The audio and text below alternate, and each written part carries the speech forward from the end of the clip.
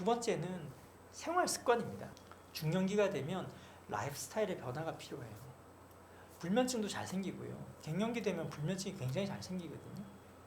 수면의 질이 떨어져요.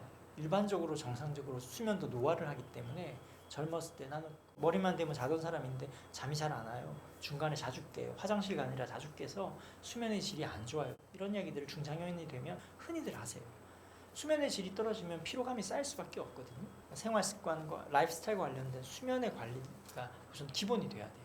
수면 시간을 지키는 것, 그리고 수면에 방해가 되는 요소들, 뭐 커피라든지 술이라든지, TV 보느라 막 2시, 3시에 주무시고, 어떤 날은 내가 피곤하니까 빨리 자야지 하고 9시부터 너무 일찍 잠을 청하려고 한다든지, 이런 불규칙적인 생활 수면 패턴들은 수면의 질을 오히려 떨어뜨리거든요.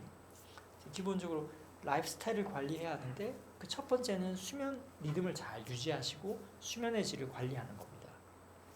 두 번째는 일정한 생활 루틴을 만드셔야 돼요. 중장년기가 되면 환경적인 변화가 일어나거든요. 너무 더 바빠지시는 분도 있겠지만 대체로는 시간적인 여유가 조금씩 늘어납니다. 아이들도 다 이제 대학생 되고 출가하고 그래서 집안일이 할 일이 좀 줄어들어요. 여성의 경우. 남성의 경우에 이제 일이 조금씩 줄어든다든지 퇴직을 하시는 분도 생기죠. 시간적인 여유가 늘어나요. 그러면 오늘 뭐 하지? 빈 시간에 뭐 하지? 이러면 안 됩니다. 오늘 일어나서 아침에 눈 뜨자마자 오늘 어떻게 하루를 보내지? 이런 느낌이 들면 혼란이 찾아올 수밖에 없어요. 아침에 일어나서 자기만의 루틴을 만드셔야 돼요. 일어나서 스트레칭하고 커튼 걷고, 커피 좋아하시는 분은 커피를 만드셔도 좋고, 일어나자마자 바로 샤워를 한다든지, 아니면 일어나자마자 난 가볍게 조깅하는 게 좋더라 하면 그렇게 하신다든지, 일어나서 뭘 한다라고 생각할 게 아니라 자동으로 일어나서 움직이는 루틴이 생겨야 되고요. 또 하나는 이제 빈 시간들이 생겼을 때 이 시간 어떻게 보내지? 이러면 안 되는 거예요. 사람은 어쨌든 빈 여백의 시간들을 굉장히 힘들어해요. 특히 이제 중장년이 되면 시간에 여백이 생기면 좀 더 불안으로 다가오는 경우가 많아요.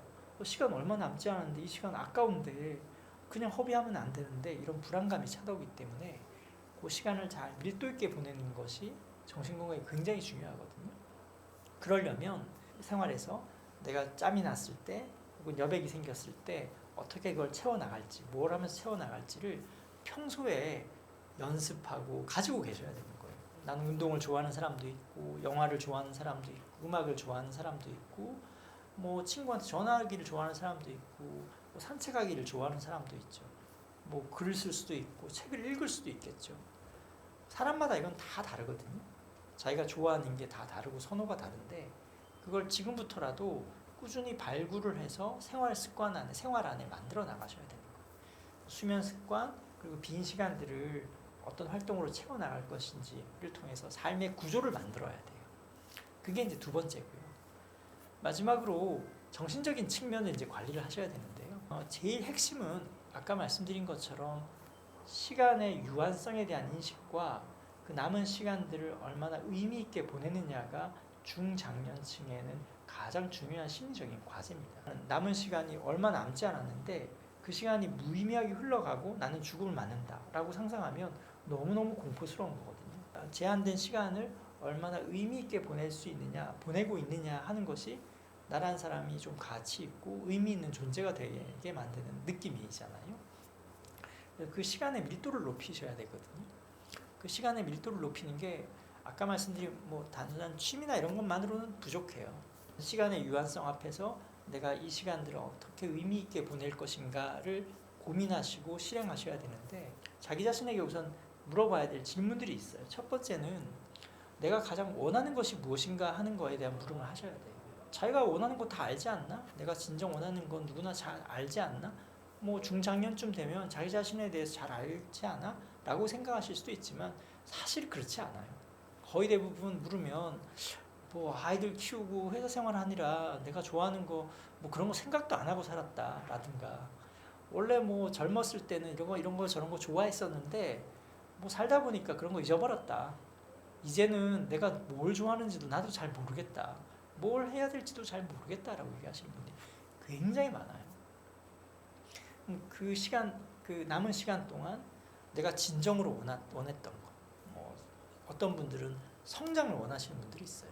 계속 배우고, 나이가 들었지만 계속 배우고, 내가 좀 더 성숙해가고 내가 좀 더 나아지는 나은 사람이 되어가는 그 성장하는 느낌을 인생의 중요한 가치, 의미라고 생각하시는 분들이 있거든요. 그런 분들은 끊임없이 학습하고 경험하시는 걸 원하실 거예요.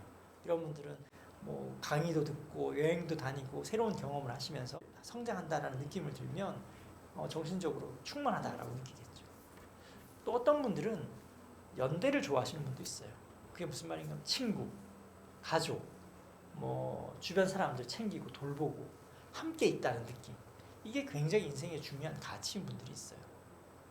그동안은 뭐 내가 내일 바빠서 나만 보고 우리 가족만 챙기고 그랬지만 중장년이 되면서는 아 그래 맞아 나는 주변 사람들 챙기고 돌보고 하는 것들이 요 가족뿐만 아니라 친구도 좀 챙겨주고 이웃도 돌보고 이런 것들 난 참 좋아했던 사람이야. 같이 함께 뭔가를 한다는 걸 같이 한다는 걸 같이 있다는 느낌 이런 느낌을 난 참 좋아했던 사람이야 라는 걸 깨달았으면 이제 그런 활동들을 더 많이 하면서 시간을 채워가야 되는 거예요. 또 어떤 분들은 중장년이 되었지만 여전히 성취나 성공을 원하시는 분도 계세요. 사회적인 성공, 뭐 경제적인 더 확장 이런 것들 원하시는 분들이 있거든요. 여전히 세속적인 혹은 사회적인 성취, 성공이 인생의 중요한 가치라고 느끼시는 분들은 조금 더 남은 시간 동안 그 부족했던 부분을 좀 더 채우기 위해서 노력할 수도 있죠. 어떤 분들은 사회적인 의미를 원하시는 분도 있어요. 내가 그동안 뭐 많이 이제 나 자신을 위해 살았는데 이제부터는 뭐 사회, 국가, 뭐 이웃, 봉사활동하고 좀 더 남을 위해서 좀 도움을 주고 싶어. 이런 사회적인 의미나 헌신을 좀 더 인생의 중요한 의미로 가지고 계시는 분들이 있거든요. 근데 그동안은 이제 뭐 가족 챙기고 돈 벌고 하니라 개인적인 열망들이 밀어놨던 거예요. 그럼 그 이후부터는 중장년기 이후부터는 그런 사회적인 의미를 찾기 위한 활동들을 조금씩 밀어나가실 수 있죠. 이런 다양한 인생의 가치 영역들이 있거든요. 그 중에서 내가 어떤 것이 가장 우선순위고 내 마음에 와닿는지 나를 더 기쁘게 만들고 충만하게 만드는지를 깨닫고 그 가치와 부합하는 활동들을 조금씩 늘어나가면 중장년기의 삶이 충만해지는 것이죠. 그 자기 돌봄이라고 하는 것이 단순하게 뭐 이거 하면 된다, 뭐 취미생활해라, 운동해라 이런 부분보다는 1단계, 2단계, 3단계를 거쳐서 완성되는 것이거든요. 그래서 요약하자면 신체적인 활동성, 그다음 삶의 라이프 스타일을 좀 변화를 시키는 것, 라이프 스타일을 탄탄하게 구조화하는 것, 그리고 마지막으로 자기 삶의 의미를 찾고 남은 시간 동안 그 삶의 의미와 부합하는 활동들로 채워나가는 것. 이런 세 가지를 통해서 삶이 완성되어 가는 겁니다. 그래서 그런 하나하나 부분들을 좀 챙겨보고 관리해 나가는 것이 중장년기의 자기 돌봄의 큰 원칙이라고 할 수 있습니다. 그래서 너무 단순하게 생각하시는 문제는 아닌 것 같아요. 뭐 스트레스 관리 잘하면 되지, 우울증 예방하면 되지 이런 문제가 아니라 중장년기에 어떤 숙제나 과제라고 생각하시면 돼요. 누구에게나 주어지는.